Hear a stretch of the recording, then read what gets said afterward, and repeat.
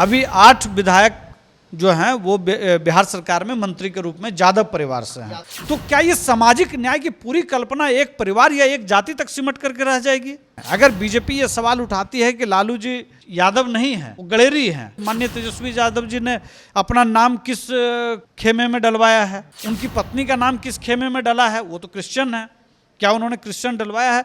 तो अगर आप आरजेडी की सीटों को अगर आप देखेंगे तो अगर वो 100 कैंडिडेट खड़ा करते हैं या 125 कैंडिडेट खड़ा करते हैं तो उसका ऑलमोस्ट 50% कैंडिडेट सिर्फ यादव समुदाय से आता है। यादव जाति का 2-3 ब्रांच जिसको इस बार यादव में गिना गया, उस वक्त उसको अलग अलग गिना गया था। किसी ने बिहार में अगर मजबूती से सवाल उठाया तो माननीय उपेंद्र कुशवाहा थे। बार बार वो सवाल उठा रहे हैं कि धानुक समाज के अंदर भी बहुत असंतोष है, भूमियार समाज के अंदर असंतोष है, ये जो मांझी समाज होता है, मुसहर समाज, उसको लेकर के वो सवाल उठा चुके हैं। आंकड़े फर्जी तरीके से आए हैं, एक जाति को संतुष्ट करने के लिए आया। यादव का प्रतिनिधित्व कितना होना चाहिए था? 3-4, उसका प्रतिनिधित्व 8 है। 40 से 50% अकेले अगर किसी एक मंत्री के पास है तो माननीय तेजस्वी यादव जी के पास है। जातीय गणना में गड़बड़ी के खिलाफ कल उपेंद्र कुशवाहा की पार्टी राजभवन मार्च करेगी। मेरे साथ पार्टी के प्रवक्ता राहुल जी हैं। सवाल है कि अब राजभवन मार्च करने की नौबत आ गई है। आप लोग तो कह रहे थे कि भाई गणना में गलती हुई है, सरकार कही कि चलो भाई मान लिया जाएगा, लेकिन आर्थिक गणना की रिपोर्ट सदन के पटल पर रखा जाए। भाजपा इस पूरे मामले को लेकर मौन है। आपके सहयोगी तमाम जो दल हैं वो गड़बड़ी का आरोप तो लगा रहे हैं, लेकिन ग्राउंड जीरो पर नहीं है। आप लोग उतर रहे हैं, राजभवन मार्च करेंगे। देखिए, माननीय उपेंद्र कुशवाहा जी की एक खासियत रही है, वो सामाजिक न्याय के प्रणेता रहे हैं। जब कभी भी सामाजिक न्याय से जुड़े मसलों पर कोई सवाल खड़ा होता है, सबसे पहले अगर इस देश में कोई व्यक्ति मजबूती से, चाहे अपने पद को त्याग क्यों न करना पड़े, अगर कोई व्यक्ति खड़ा होता है तो वह है माननीय उपेंद्र कुशवाहा। माननीय उपेंद्र कुशवाहा आगे भी जब तक वो राजनीति करेंगे, उन्होंने संकल्प लिया हुआ है कि सामाजिक न्याय से जुड़े मसलों पर किसी तरह का फर्जी वाड़ा नहीं चलेगा।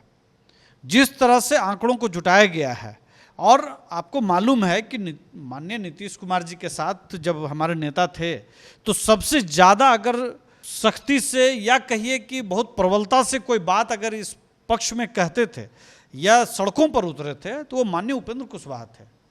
उन्होंने एक माहौल बनाया पूरे बिहार के अंदर कि सामाजिक न्याय की बेहतरी के लिए, सामाजिक न्याय को बेहतर ढंग से सुचारू रूप से उसको लागू करने के लिए यह जरूरी है कि जाति के आंकड़ों को जुटाया जाए।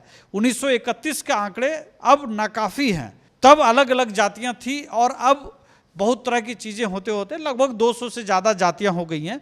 कई रिपोर्ट ये बताती हैं कि पिछड़ों को, अति पिछड़ों को उतना तवज्जो नहीं मिला जितना उनको मिलना चाहिए था। इसके सपोर्ट में हमारे पास डेटा नहीं होता था। जब हम नगर परिषद में या पंचायतों में जब हम आरक्षण की बात करते थे तो आपको मालूम है कि सुप्रीम कोर्ट ट्रिपल टेस्ट तक की बात करता था।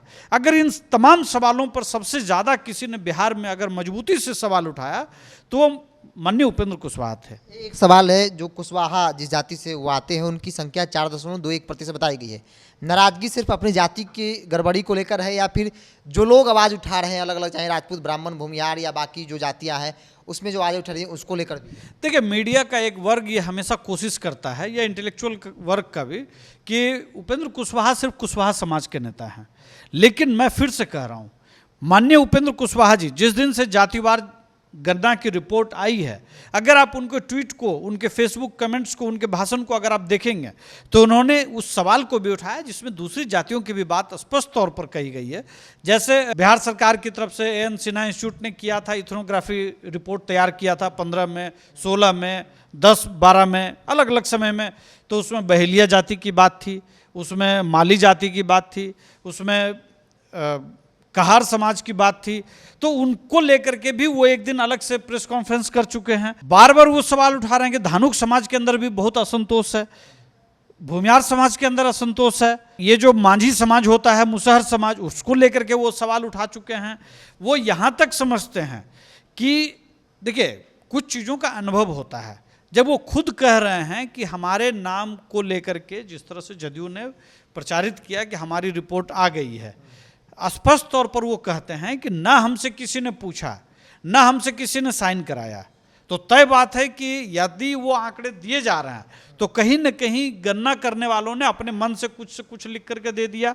और मैं सैकड़ों लोगों को मैं जानता हूं जिनके घरों पर कोई नहीं गया, एक बात मैं और बताता हूँ, हमारे नेता बार बार इस सवाल को इसलिए उठा रहे हैं क्योंकि जिस वक्त ये गणना हुआ था उस वक्त एक समाज, आपको मालूम है कि इटखोला जाने का एक है, चूंकि यहाँ पे काम उस तरह से नहीं मिलता है तो बड़े पैमाने पे मांझी समाज के लोग, मुसहर समाज के लोग इटखोला चले जाते हैं, चौहान समाज के लोग, दूसरे समाज के लोग भी इटखोला चले जाते हैं काम करने के लिए। वहाँ पे क्या होता है, जब वो चले जाते हैं तो पूरा घर भरे जाता है, मतलब महिला पुरुष बच्चा सभी लोग जाते हैं, पूरा गांव का गांव खाली हो जाता है। तो जब पूरा गांव उस सीजन में खाली था तो आप सिर्फ मांझी समाज का ही सर्वे उठा करके देख लीजिए, आपको बहुत सारी गड़बड़ियां सामने आ जाएंगी। मैं चौरसिया समाज की बात में कर रहा हूं, मैं तमोली समाज की बात में कर रहा हूं। मेरा कहने का मतलब यह है, मेरी पार्टी का कहने का मतलब यह है कि 500 करोड़ टैक्स पेयर का पैसा खर्च हुआ है और अगर आंकड़े फर्जी तरीके से आए हैं, एक जाति को संतुष्ट करने के लिए आया है। 1931 में जादव जाति का 2-3 ब्रांच, जिसको इस बार जादव में गिना गया, उस वक्त उसको अलग अलग गिना गया था 1931 में। अभी उसको ज्यादा दिखाने के लिए एक जाति में गिना गया।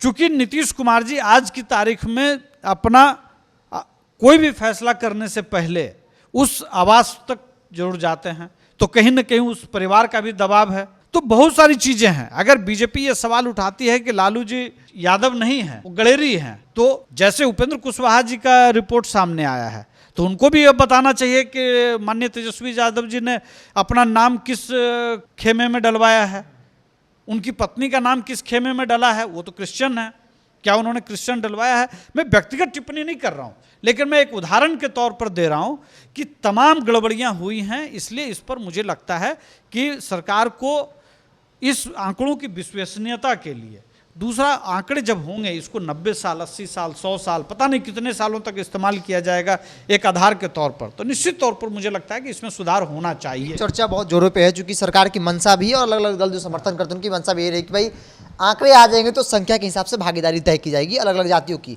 अब आंकड़े बिहार सरकार के पास हैं, एक मांग जो लगातार उठी कि संख्या के हिसाब से भागीदारी उनकी सुनिश्चित की जाए।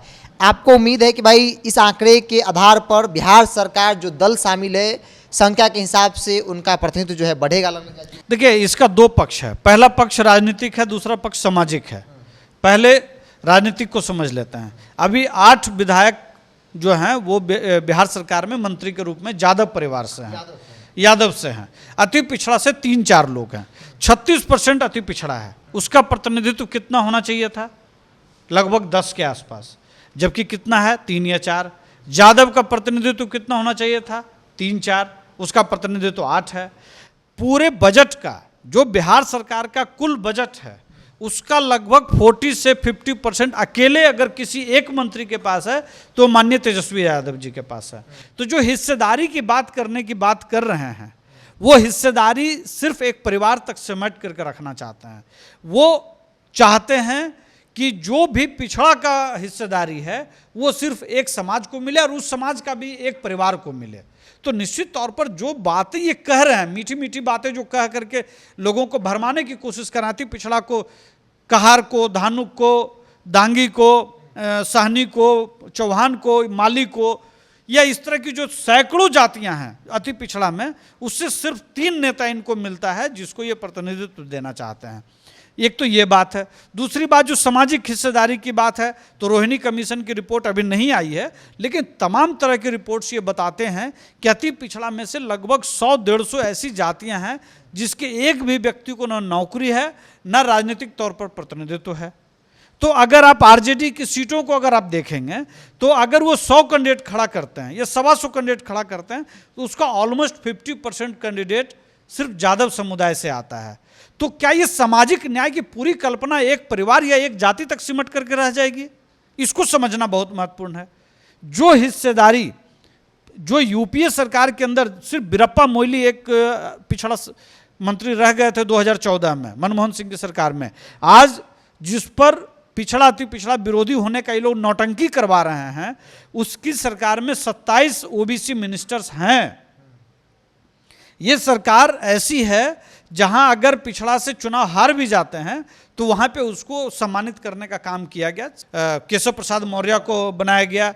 अभी कई और चर्चाएं चल रही हैं, बीजेपी कई तरह का कदम उठा रही है। बीजेपी हर राज्य में पिछड़ा समाज के जो नेता हैं उनके साथ तालमेल कर रही है। एनडीए में जो पिछड़ों का जो स्वरूप है वो ज़्यादा बेहतर है। राहुल गांधी जो बात कहते हैं तो उनके समय में आप देखिए अर्जुन सिंह भले राजपूत थे लेकिन उन्होंने ओबीसी के लिए बहुत काम किया। क्या आपका आरोप है कि भाई कुल मिलाकर उन्होंने कमजोर करने का जातीय गणना से यादव और आरजेडी को फायदा है, लालू परिवार? बिल्कुल, ये पूरी कवायद ही की गई है। मंशा अच्छी थी लेकिन जैसे ही सरकार बदली नीतीश कुमार जी समर्पित हो गए एक परिवार के लिए और उस परिवार की हिस्सेदारी सरकार से लेकर के जमीन तक हर जगह पर, ठेकेदारी से लेकर के हर जगह ज़्यादा दिखाई पड़ता है। जातीय जनगणना में जो गड़बड़ियां हुई गणना की प्रक्रिया में, जिसको लेकर उपेंद्र कुशवाहा लगातार वो बयानबाजी करते रहे हैं और अब कल वो जो है उनकी पार्टी के तमाम नेताओं के साथ वो खुद राजभवन कूच करेंगे, राजभवन मार्च करेंगे, राज्यपाल से मुलाकात करेंगे। मकसद साफ है कि जो गड़बड़ियां हुई हैं और इस जातीय गणना के जरिए किसी खास परिवार, किसी खास जाति और किसी एक पार्टी को फायदा पहुंचाने का जो काम किया जा रहा है ये कतई बर्दाश्त योग्य नहीं है। क्योंकि जो बड़ा बजट लगा है वो जनता के पैसे से किया गया है तो जनता कतई बर्दाश्त नहीं करेगी। ऐसे मुद्दों को लेकर उपेंद्र कुशवाहा पहले भी सड़कों पर उतरकर लाठियां भी खाई हैं और एक बार फिर से कल अपने तमाम पार्टी के नेताओं के साथ जो है वो राजभवन मार्च करेंगे।